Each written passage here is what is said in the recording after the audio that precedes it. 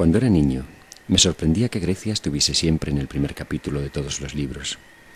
Ya se hablara de historia, de matemáticas o de cualquier cosa, Grecia estaba siempre en el principio, en el horizonte. Yo la imaginaba muy verde, con fuentes, con bosques y con bruma, como los paisajes de mi tierra natal, Asturias. Estos son los paisajes reales de Grecia, un lugar, un nombre, que de uno u otro modo ha grabado su propio paisaje en la mente de todos los occidentales. Para muchos, el paisaje griego es el perfil equilibrado y eterno de un templo. Para otros, ese paisaje instalado en la imaginación es un paisaje de columnas en ruinas. El mar y las islas de Homero. Las majadas dulces y serenas de Arcadia. O la silueta esplendorosa de la Atenas clásica. Pero ¿por qué Grecia? ¿Por qué Grecia ha llegado tan adentro en nosotros? ¿Por qué una y otra vez, unos y otros caminos nos llevan a ella? Nadie duda que han existido también otras culturas, pero lo cierto es que ninguna otra cultura ha sido tan revalorada, reinterpretada, rescatada y universalizada como lo ha sido la cultura griega. En el paisaje griego, los olivos forman una geometría rítmica y antigua, trastocada a veces por la súbita presencia de un ciprés. Por su longevidad de siglos, cada olivo de esta tierra es un auténtico monumento natural que pone en íntimo contacto a los hombres de hoy con sus más directos antepasados, que también lo injertaron, lo podaron, lo varearon y crecieron comiendo sus frutos. Es curioso pensar que muy probablemente desde la antigüedad el aceite de oliva haya tenido siempre el mismo sabor. Da vértigo. Homero llamó a estos olivos verde pálidos, de hermoso fruto, ojilargos y ubérrimos, Cloerá, aglaócarpos, tanífilos, quetilezoos aelea. Antes incluso de que apareciera el alfabeto, los habitantes de estas tierras representaban en unos caracteres casi icónicos, en unos símbolos eternos que podrían haber sido trazados hoy mismo, las palabras olivo, aceituna y aceite. Y cuentan que la diosa Atenea, que dio a los hombres la flauta, el arado, la olla de barro, el yugo para bueyes, la brida de caballo, el carro y el barco, que los instruyó en la ciencia de los números y en las artes de la cocina y del hilado, que instituyó los tribunales a fin de unir justicia y razón, concedió a los mortales, como símbolo pleno de benevolencia divina, un olivo. Es el árbol que Atenea hizo brotar un día en la roca sagrada de la Acrópolis, alrededor del cual se construyó después el Erecteion. También la vid había sido un don de la divinidad. Fue Dioniso quien la dio a conocer a los hombres e inició a Icario y a Eneo en la elaboración y los secretos del vino. Por su parte, Deméter y Core, las diosas de Eleusis, enseñaron al príncipe Triptólemo a cultivar el trigo y le dieron un carro tirado por serpientes aladas para que divulgara su conocimiento por el mundo. Trigo, vid y olivo, pan, vino y aceite, los tres elementos sobre los que la civilización mediterránea se ha sostenido y ha llegado hasta aquí. ¿Y qué sabemos de ellos antes de Grecia? Muy poco, casi nada. Es posible que otros pueblos antiguos conocieran también el trigo, la vid y el olivo antes o al mismo tiempo que los griegos, pero como en tantos otros casos, fueron los griegos, con sus mitos y sus obras, quienes hicieron de ellos una cultura. Todo rincón de esta tierra es en realidad el escenario de un mito. Aquí están las cumbres del Olimpo, la sagrada morada de los dioses. Las aguas sobre las que Caronte cruzaba a las almas con su barca. La playa donde Atenea hizo comprender a Odiseo que había llegado por fin a su patria. Yo he visto al anochecer el cielo de enero sobre las aguas del río Elisonte, donde las erinias persiguieron a Orestes con sus dedos de látigo. Mis pasos me han llevado hasta la remota cueva donde Rea engañó a Crono entregándole una piedra envuelta en pañales. Hasta la cumbre de Alifera, donde Atenea emergió como doncella armada de la cabeza de su padre, Zeus. Hasta la laguna donde Alfeo se enamoró de Aretusa, y donde Heracles abatió con sus flechas y sus crótalos de bronce a las terribles aves estinfalias, y hasta la solitaria cumbre del monte Liceo, donde los pelasgos adoraban por igual a Zeus y a Pan. Sin duda, Grecia debe a la seducción de sus mitos gran parte del lugar que ocupa en nuestros corazones. Los griegos nos legaron los mitos, las historias más antiguas de nuestra civilización. Sus imágenes nos unen a los hombres de todas las épocas. Su simbolismo ha fecundado reiteradamente las expresiones de nuestra cultura, y su lugar en la conformación de nuestra identidad no puede ser ya reemplazado por ninguna otra historia, ni pasada ni futura. En realidad, ignoramos aún lo que yace amalgamado en el fondo de esas historias inquietantes de dioses y de hombres. Pero una cosa sí está clara, que el mito griego consiguió llevar a cabo la delicada operación de desdibujar las fronteras entre el hombre, la naturaleza y la divinidad. Gracias a los mitos, la geografía de Grecia es única en el mundo, porque en ella la historia natural es a la vez humana y divina. Situando el nacimiento, la crianza y los avatares de los dioses en los mismos lugares donde los hombres habitaban, el mito consiguió integrar al hombre en la naturaleza y lo divino, haciéndolo partícipe de su mecánica y de su armonía. De este modo, los antiguos griegos hallaron una forma de comprender el mundo, que no una forma ingenua de explicarlo. Nacieron y crecieron como pueblo en ese imaginario de los mitos, cohesionaron con ellos su identidad como nación, dieron expresión a su religión y a su cultura, y entablaron con la naturaleza una relación integradora y respetuosa. Y no fueron solo sus creadores, sino también sus primeros intérpretes y sus primeros críticos. Los mismos griegos que nos transmitieron los mitos se preguntaron repetidamente sobre su sentido y definieron frente a ellos el territorio de la razón. Para otros pueblos y otras religiones, indagar en la naturaleza, acercarse a lo humano, a lo corpóreo y a lo terrenal, significó apartarse peligrosamente de lo divino. Para los griegos, sin embargo, no existió en realidad ese conflicto. Por eso nos legaron una actitud ajena al dogma y abierta hacia el asombro y el conocimiento. Más tarde, Europa despreció esa actitud durante siglos de oscurantismo y fundamentalismo religioso, y siempre que intentó recuperarla, lo hizo mirando nuevamente a Grecia. Favorecidos por el lenguaje abierto e integrador del mito, los griegos disfrutaron de una fe sin dogma. Su religión no consistió en un credo, sino en una actitud ante el misterio, y una actitud marcadamente humilde. Zeus, quien quiera que seas, hace decir Esquilo al coro, pues si gustas de ser así llamado, así te invoco. Nada hallo comparable a ti, por más que lo sopeso, si quiero de verdad alejar toda vana inquietud de mi espíritu. Esta actitud hizo que los griegos no excluyeran de su culto a los dioses que no conocían. Por eso San Pablo, subiendo hacia estas rocas del Areópago, pudo encontrar un sorprendente altar dedicado al Dios desconocido, y pudo así decir, ante aquellos hombres abiertos a escuchar cualquier novedad, que de ese Dios al que ellos adoraban sin conocer, venía a hablarles él. Todos le escucharon, algunos le creyeron, otros no. Frente a tantas guerras santas que han llenado de sangre los siglos, frente a la intolerancia religiosa que aún hoy padece el mundo en que vivimos, dicha actitud humilde continúa siendo revolucionaria. La ausencia de dogmas incuestionables, la apertura hacia nuevas ideas, el asombro y la duda fueron los ingredientes de una actitud creadora y valiente que los griegos bautizaron como filosofía. La filosofía, como ejercicio libre y crítico, como conocimiento que no viene de arriba, sino que se construye desde el interrogante y desde el diálogo, es una disciplina nacida y cultivada en esta tierra. En otros sitios hubo sabios, genios e iluminados, pero no compañeros de pensamiento, cómplices entusiastas en el empeño de encontrar la verdad. Este lugar, el Ágora de Atenas, fue durante mucho tiempo el punto de encuentro de quienes amistosamente compartieron el nombre de filósofos. Aquellos pioneros hicieron del propio pensamiento objeto de su reflexión, ejercitaron y aquilataron sin descanso la facultad de argumentar, aprendieron y enseñaron a dudar, e indagaron en lo establecido sin temor a asomarse al vacío.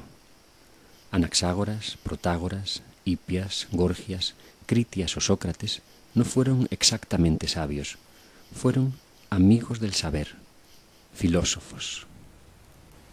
De Sócrates nos queda la semblanza del más genuino buscador de la virtud, que afirmó que existía, pero que nunca dijo poseerla. De Platón y Aristóteles quedan los más solemnes y visitados edificios del pensamiento universal.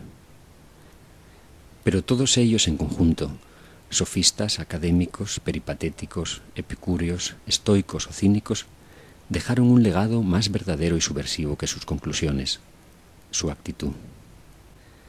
En contra de quienes tantas veces han creído poseer la verdad o han pretendido imponer el bien, la filosofía griega propuso una actitud humilde e intachable, la búsqueda del saber en libertad.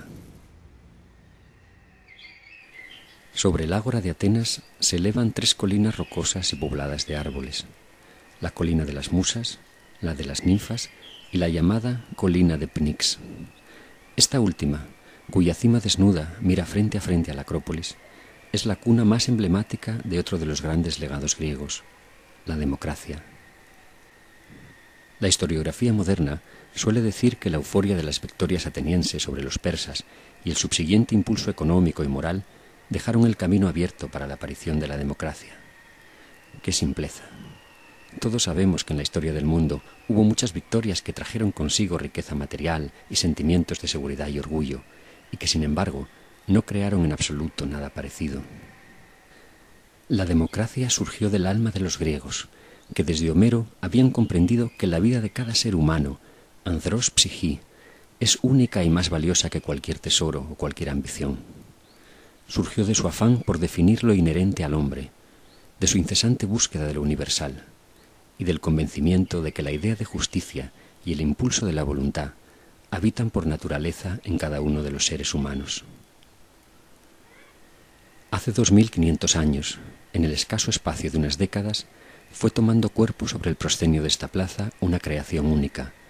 Por primera vez se infundió sobre un pueblo el sentimiento vivo de una ciudadanía, activa, libre, responsable y democrática.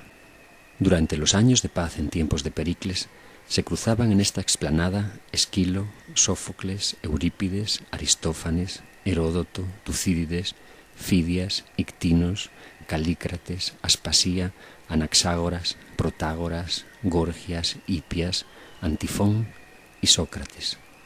Se dice pronto. De todos ellos y de otros que vinieron después, hemos heredado la ciudadanía. Hasta entonces, en la historia de la humanidad, el hombre no era ciudadano. Había culturas de cumbre, de poder concentrado en un rey dios o repartido entre una casta, pero no culturas de ciudadanía.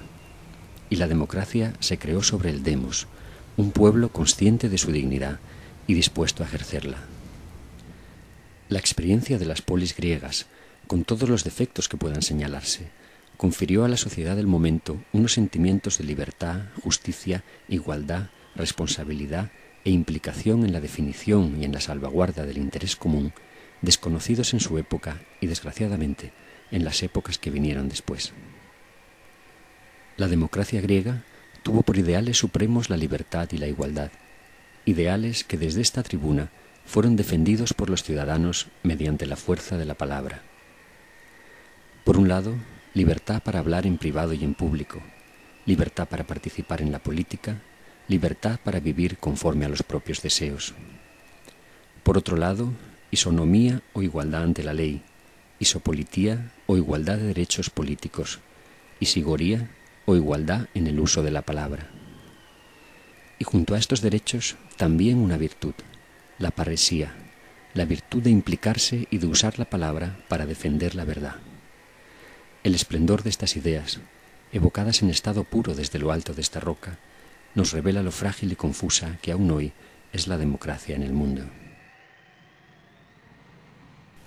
No solo Atenas, sino también las islas y todas estas tierras de la Grecia peninsular cultivaron con esfuerzo el proyecto de la democracia. A uno y otro lado de estas aguas del Golfo de Corinto se extienden las tierras de 2 de las más importantes confederaciones de Grecia. De este lado sur, la de los aqueos, en las costas de enfrente, la de los etolios. Mientras en el resto del mundo imperaban las monarquías y la autoridad de la costumbre, las polis y las confederaciones griegas se regían por asambleas de ciudadanos libres comprometidos en la definición del bien común. Este frágil sistema, basado en la virtud política del individuo, sobrevivió, no obstante, más tiempo que cualquiera de las actuales democracias a los eventuales conflictos de intereses entre griegos. Si finalmente sucumbió, fue por las propias exigencias del empeño, por la inquina de traidores y por la llegada de invasores extranjeros. En estas hermosas aguas a la entrada del Golfo de Ambracia tuvo lugar la famosa batalla de Actium, la derrota militar de Marco Antonio y Cleopatra que llevó a Octavio a convertirse en el primer emperador romano. Parece increíble, pero desde el lejano Octavio Augusto hasta la independencia de Estados Unidos, la Revolución Francesa y las posteriores revoluciones burguesas, ningún estado del mundo fue gobernado por un sistema de pretensiones democráticas y constitucionales. Las democracias representativas de hoy en día, herederas más bien del republicanismo romano que de la democracia ateniense, no han pasado de ser oligarquías amparadas en un controvertido respaldo popular. La democracia griega cayó en el olvido. La propia palabra democracia tardó 2000 años en entrar en las lenguas de Occidente, y la idea concreta de lo que esta forma de gobierno significa fue reconstruida por historiadores y filólogos hace apenas 2 siglos a partir de los textos de Tucídides, Isócrates, Demóstenes y Heródoto. Indagar en el pasado de forma crítica y reflexiva fue también en su origen una empresa griega. El pionero de este empeño fue precisamente Heródoto de Halicarnaso, un inquieto viajero nacido en una ciudad griega sometida al control de los persas. Heródoto no se propuso trazar una genealogía mítica ni componer una epopeya, sino entender las causas que habían conformado su tiempo, explicarse a sí mismo la razón de su exilio, comprender el origen profundo del enfrentamiento entre griegos y bárbaros. Para ello, se lanzó a navegar por el Mediterráneo y a recabar testimonios directos de los testigos presenciales de los hechos y de sus herederos. Recorrió, indagando, las islas del Egeo, las costas del Mar Negro, Egipto, Babilonia, Tiro, el sur de Italia y casi toda Grecia hasta reconstruir lo sucedido en el mundo durante los tiempos de los 4 últimos reyes persas, Ciro, Cambises, Darío y Jerjes. Con su larga y concienzuda labor, Heródoto estaba inventando algo nuevo, la historia, una palabra que aparece por primera vez en su obra significando precisamente indagación. El esfuerzo intelectual llevó a Heródoto a la tolerancia. Esta es la famosa bahía de Maratón, el escenario de la gran batalla entre griegos y persas narrada por el historiador. La historia que Heródoto nos dejó en herencia está narrada sin acritud y con empatía. Es el fruto de una visión respetuosa y tolerante de todos los pueblos y sus costumbres, el fruto de una mentalidad abierta. Por otro lado, su condena de la guerra es constante, como su compasión por el sufrimiento y la desgracia de ambos bandos. En este cañaveral murieron atrapados más de 6000 persas. Bajo este túmulo de Maratón yacen los restos de los 192 atenienses caídos en aquella batalla. En la paz, los hijos entierran a los padres. En la guerra, son los padres quienes entierran a los hijos. Esta frase de Heródoto, tantas y tantas veces repetida, resume el antimilitarismo y la cordura con los que comenzó a escribirse la historia. Los protagonistas de la historia escrita por Heródoto, Tucídides, Jenofonte o Polibio no son los héroes singulares, no son ni siquiera los griegos, son los hombres, todos los hombres. En esto, los historiadores siguieron esa línea de lo universal trazada por Homero que nunca desaparecerá del espíritu griego. Y en esta universalidad, la historia coincide con otro de los grandes hallazgos de los griegos, la tragedia. Este es el teatro de Dionisio Eleuterio, el primer escenario de las grandes tragedias. La palabra teatro significa lugar para ver. Así pues, el teatro no es una acción considerada desde el escenario o desde la representación, sino desde aquí arriba, desde las gradas desde las que miran los espectadores. A partir del siglo V a.C., Grecia se llenó de teatros. Las historias que se representaban en ellos eran por lo general recreaciones de mitos conocidos y antiguos. En esos casos, el argumento apenas aportaba nada. Lo importante era ver a los héroes a solas en el momento de su decisión, ver desde estas gradas silenciosas cómo el héroe valora sus acciones desde dentro, sentirse seducido por esa invitación al denuedo ante la dura fuerza del destino y ante la indócil e imprevisible materia con la que hemos sido modelados por los dioses. La tragedia presenta el conflicto, pero no lo zanja. Por eso fue una escuela de pensamiento y democracia. Otros pueblos contaron con el material narrativo de los mitos, pero no llegaron a extraer de ellos un conflicto ético como el de la tragedia. Dicho de otro modo, otros pueblos pudieron entender sin duda la zozobra de un hombre que mata a su madre para vengar la muerte de su padre, pero ninguno de ellos escribió la Orestiada.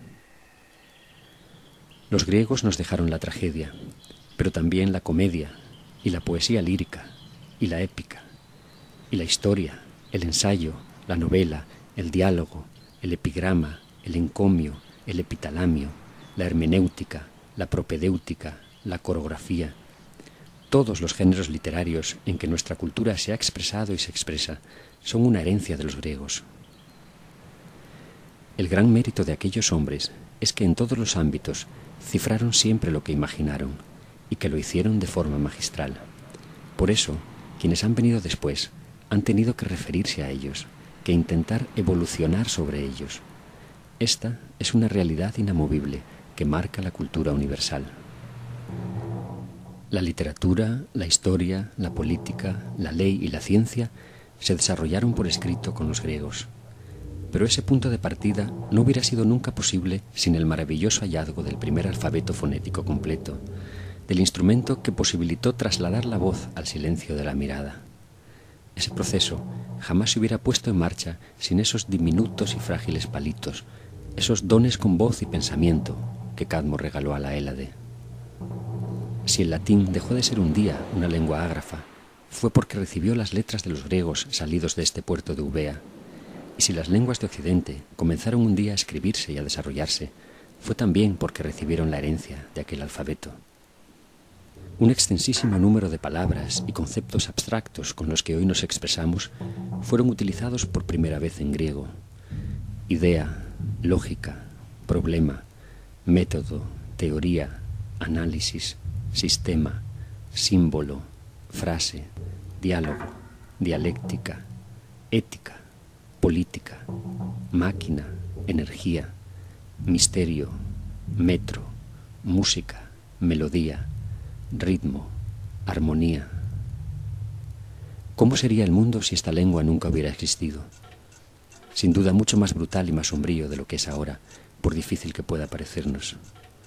Grecia nos dio la materia prima de nuestro pensamiento, porque pensar no es sino poner en relación un mundo de imágenes, sensaciones y palabras, combinar sin fin una inmensa colección de diminutas piezas que llevan sorprendentemente impreso el sello de lo griego.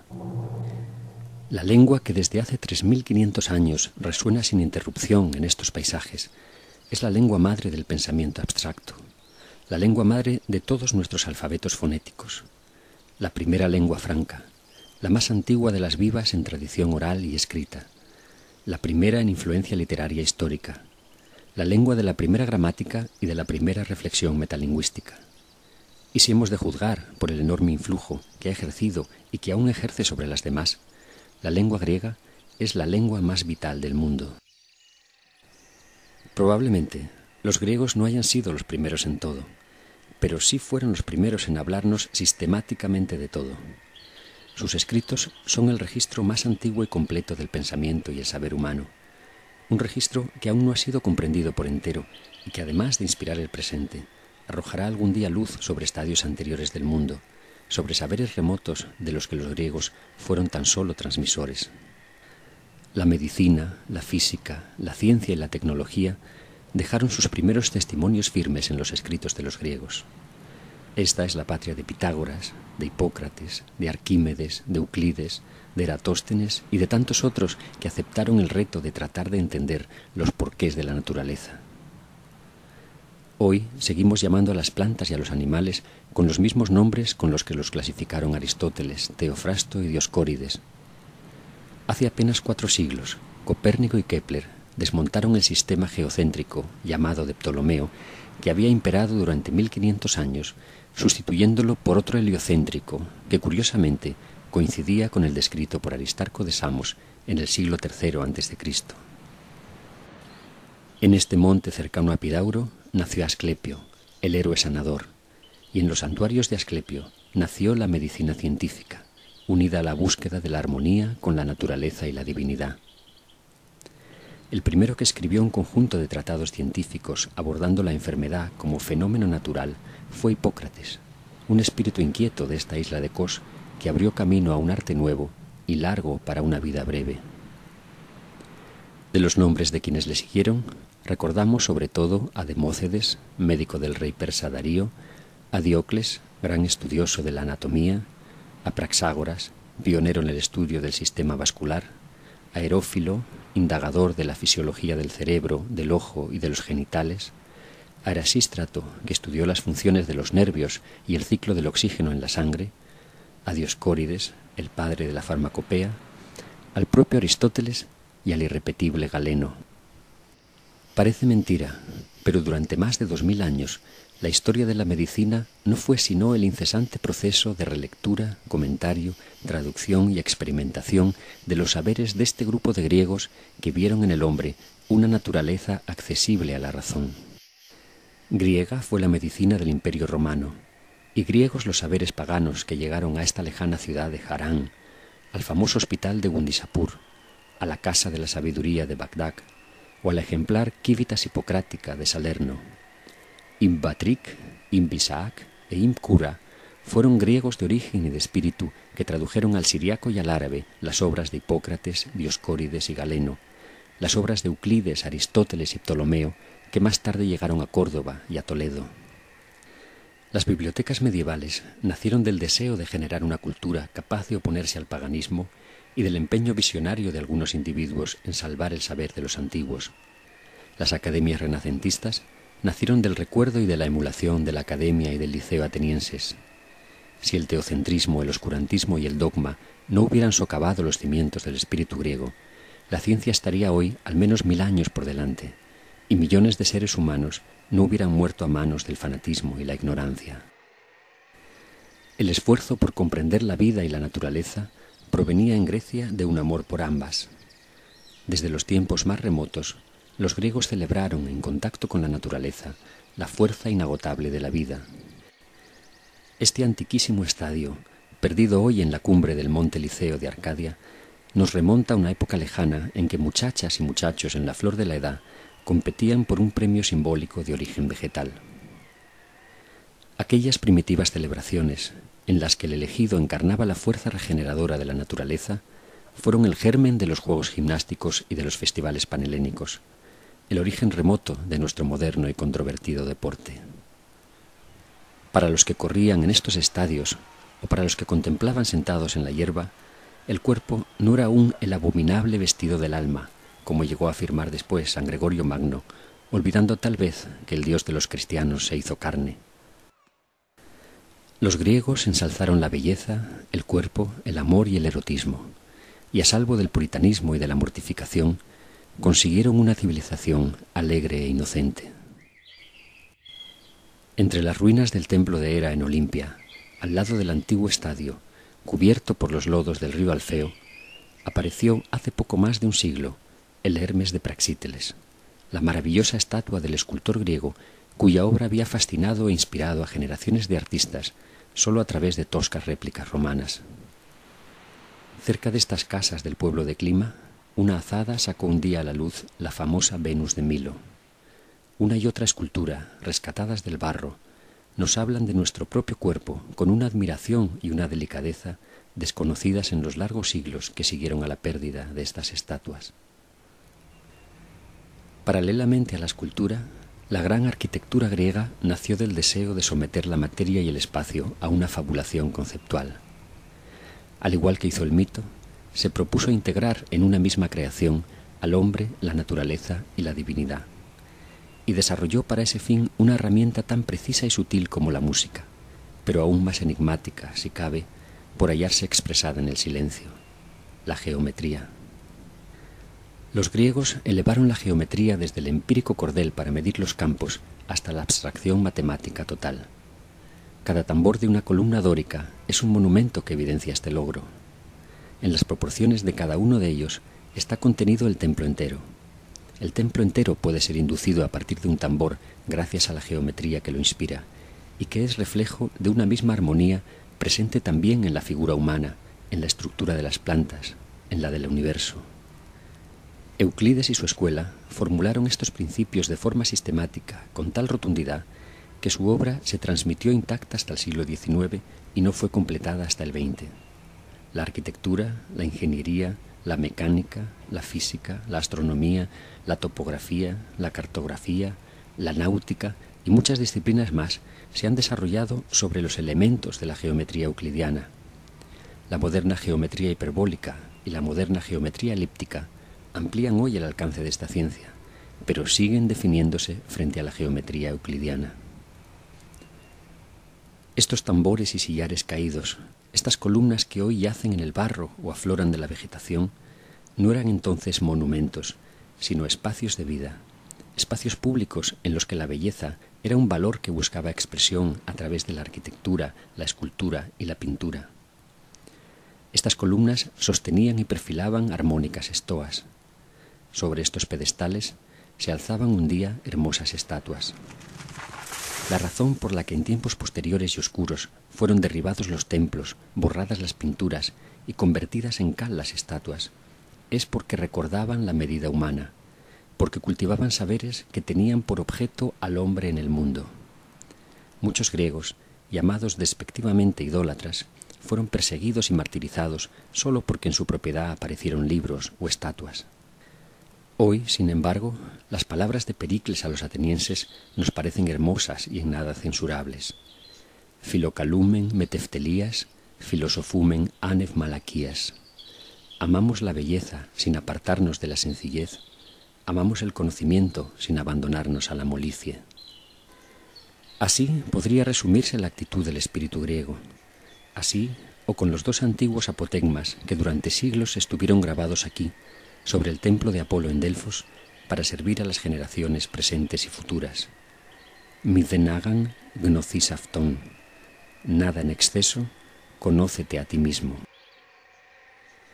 Con su ponderación y con su búsqueda, aquellos espíritus denodados intentaron construir un mundo nuevo, alejado del dogma y sujeto al cuestionamiento, a la ética, a la estética, a la ley y a la libertad. Y podemos decir que no lo consiguieron plenamente, que no fueron perfectos, pero también puede decirse con justicia que nunca fracasaron, porque nunca abandonaron la aspiración. Por supuesto, no todo en Grecia ha sido siempre luminoso y radiante. Su historia, como la de todos los pueblos, está llena de gestos de soberbia, de irracionalidad, incluso de barbarie. Pero de esa niebla consiguió levantarse un espíritu capaz de seducir a los más generosos y conscientes de todos los tiempos. El espíritu humanista, la preocupación por el hombre en el mundo, la confianza en su capacidad y su conciencia para elegir libremente lo bueno y el esfuerzo por defender la dignidad de cada ser humano aun contra los más bajos impulsos naturales de su propia especie. Esta actitud humanista, que por supuesto no es exclusivamente griega, que incluso ha sido reiteradamente traicionada por los griegos, ha sido, sin embargo, conceptuada, cultivada, defendida y recuperada una y otra vez a lo largo de la historia, apelando de manera especial a lo griego. Esta actitud humanista le debe mucho a Grecia, pero también es cierto que la imagen de Grecia en el mundo le debe mucho a esta actitud humanista. Grecia, como ideal, es una patria espiritual eternamente joven, una creación infieri, un reto abierto que atraviesa la historia como una revolución permanente, o más aún, como una permanente seducción hacia lo mejor. En Aristevin, puso Homero en boca de los héroes, esfuérzate siempre por dar lo mejor. Como es de suponer, esta actitud ha sido siempre de unos pocos, una actitud de resistencia frente a un entorno adverso y bárbaro. Sin embargo, cada vez que ha brillado a lo largo del tiempo, en medio del abuso, de la desmesura o el oscurantismo, la humanidad ha dado un paso hacia la sensatez, hacia la ponderación, hacia la dignidad del hombre por encima de credos o intereses. Claro está, no es seguro que esta esforzada actitud humanista acabe triunfando sobre el abuso y la barbarie. Pero sí es absolutamente seguro que el abuso y la barbarie triunfarán con más dificultad entre quienes han hecho suya esta actitud que entre quienes la ignoran o la menosprecian. Esto nos ha dejado Grecia, junto con el reto de no ser solo sus herederos, sino también sus continuadores, de no quedarnos atrapados en las huellas de los antiguos, sino de seguir buscando lo que ellos buscaron. A veces, caminando entre los olivos y las ruinas de esta tierra, me he preguntado qué quedaría de nuestra civilización si desapareciera de ella el elemento griego. ¿Cómo seríamos si careciéramos no solo de ese inmenso legado, sino también de ese impulso valiente que ha movido siempre a interesarse por lo humano? Y veo entonces un enorme vacío. Las ruinas nos alertan de la fragilidad inadvertida de la civilización. Nos recuerdan que sus conquistas son efímeras, que deben ser defendidas cada día que amanece, y que la única civilización posible y digna de tal nombre es la que une a los hombres contra la barbarie. Todo lo dicho nos acerca de algún modo a comprender lo que perderíamos si renunciáramos a lo mucho que de griego hay en nosotros. Y a quienes piensan que no es para tanto, e incluso abogan por aligerarnos de ese nostálgico bagaje, les pregunto, si renunciáramos a él, ¿qué es lo que ganaríamos? ¿Podría esa pérdida quedar justificada y compensada por la perspectiva de alguna ganancia? ¿En nombre de qué propones enterrar el helenismo? Sinceramente, creo que lo que hace a una cultura grande es su capacidad de evolucionar e inspirar algo nuevo. Y esto es precisamente lo que nos ha dejado Grecia. Grecia ha tenido la cultura más inspiradora, la cultura más y mejor cifrada. Ha dado forma de cultura a realidades naturales. Nos ha dejado el mito, enseñándonos una actitud humilde y tolerante ante el misterio. Nos ha retado a conquistar la democracia y sus ideales de libertad y de igualdad. Nos ha dejado la ciudadanía, la política, la ética, la historia y la literatura. Nos ha dejado el alfabeto y la estructura básica de nuestro pensamiento. Nos ha educado en la belleza. Nos ha dejado la actitud científica, la actitud humanista, la patria espiritual. Ha definido el alma del hombre justo y libre y nos ha señalado bien ese camino. Grecia, como herencia, como desafío y como voluntad, nos ha impulsado siempre a ser mejores. Y olvidarnos de ella, hurtarle a las generaciones venideras el conocimiento de su legado y su actitud, es limitar la posibilidad futura de construir un mundo diferente y alcanzar a conocer algo distinto al simple efecto del abuso y la mentira. Por eso, Grecia. Por todos estos bienes, Grecia. Y porque cada paso que ha hecho avanzar al hombre hacia la civilización, lo ha hecho también deudor de Grecia.